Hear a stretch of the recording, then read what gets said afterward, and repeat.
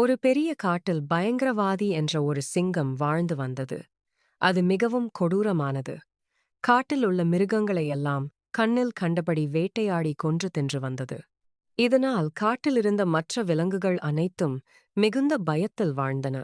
ஒரு நாள் அனைத்து விலங்குகளும் ஒன்று கூடி ஆலோசித்து சிங்கத்திடம் ஒரு ஒப்பந்தம் செய்யச் சென்றன.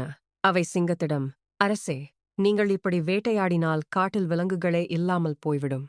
அதனால் நீங்களாக வேட்டையாட வேண்டாம். அதற்கு பதிலாக தினமும் நாங்களே முறை வைத்து உங்களுக்கு உணவாக ஒரு விலங்கை அனுப்பி வைக்கிறோம் என்று கூறின. சிங்கமும், சரி, ஆனால் ஒரு நாள் கூட தவறாமல் எனக்கு உணவு வர வேண்டும், இல்லையென்றால் எல்லோரையும் கொன்றுவிடுவேன் என்று ஒப்புக்கொண்டது. அன்றிலிருந்து தினமும் ஒரு விலங்கு சிங்கத்திற்கு உணவாகச் சென்றது. ஒரு நாள் ஒரு சின்னஞ்சிறு முயலின் முறை வந்தது. அந்த முயல் மிகவும் புத்திசாலி. எப்படியாவது இந்த சிங்கத்திடமிருந்து நம்மையும் நம் காட்டையும் காப்பாற்ற வேண்டும் என்று ஒரு உபாயம், தந்திரம் யோசித்தது. அதனால அது சிங்கத்தின் குகைக்கு மிகவும் மெதுவாக, தாமதமாகச் சென்றது. பசியால் கடுகடுத்துக் கொண்டிருந்த சிங்கம் முயலை பார்த்ததும் கோபத்துடன் கர்ஜித்தது.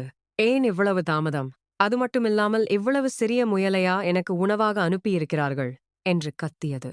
அதற்கு அந்த முயல் நடுங்குவது போல நடித்து, அரசே, என் மேல் தப்பில்லை. நான் வரும் வழியில் உங்களை விடப் பெரிய பலசாலி சிங்கம் ஒன்று என்னை தடுத்து நிறுத்தியது. நான் தான் இந்த காட்டிற்கு ராஜா என்று அது கூறியது. அதனிடமிருந்து நான் தப்பித்து வரத்தான் இவ்வளவு நேரமாகிவிட்டது என்று கூறியது. இதைக் கேட்ட சிங்கத்திற்கு கோபம் தலைக்கேறியது. இந்த காட்டில் என்னை விட பெரியவனா? அவன் எங்கே இருக்கிறான்? என்னை அவனிடம் கூட்டிச் செல், இப்போதே அவனை கொல்கிறேன் என்று கத்தியது. முயல் சிங்கத்தை ஒரு பெரிய மற்றும் ஆழமான கிணற்றின் அருகே கூட்டிச் சென்றது.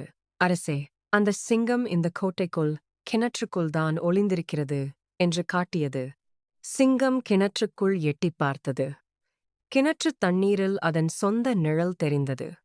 அதைத்தான் மற்றொரு சிங்கம் என்று நினைத்துக் கொண்ட மூடச் சிங்கம் கோபத்துடன் கிணற்றுக்குள் பார்த்து பலமாகக் கர்ஜித்தது. கிணற்றுக்குள் இருந்தும் எதிரொலி, எக்கோ, பலமாக கேட்டது. உடனே அந்த சிங்கத்தை கொல்ல வேண்டும் என்ற ஆத்திரத்தில் சிங்கம் கிணற்றுக்குள் பாய்ந்தது. ஆழமான கிணற்று தண்ணீரில் மூழ்கி அந்த சிங்கம் பரிதாபமாக உயிரிழந்தது. சின்னஞ்சிறு முயல் தன் புத்திசாலித்தனத்தால் பெரிய சிங்கத்தை வீழ்த்தி மகிழ்ச்சியோடு காட்டுக்குத் திரும்பியது. மற்ற விலங்குகளிடம் விஷயத்தை கூற அனைத்தும் முயலின் அறிவை பாராட்டி அன்றிலிருந்து காட்டில் பயமின்றி நிம்மதியாக வாழ்ந்தன. நீதி, மோரல். வலிமையை விட அறிவாற்றலும் புத்திசாலித்தனமுமே மிகச் சிறந்தது. ஆபத்தான நேரத்தில் பதற்றப்படாமல் நிதானமாக யோசித்தால் எவ்வளவு பெரிய பிரச்சனையையும் வெல்லலாம்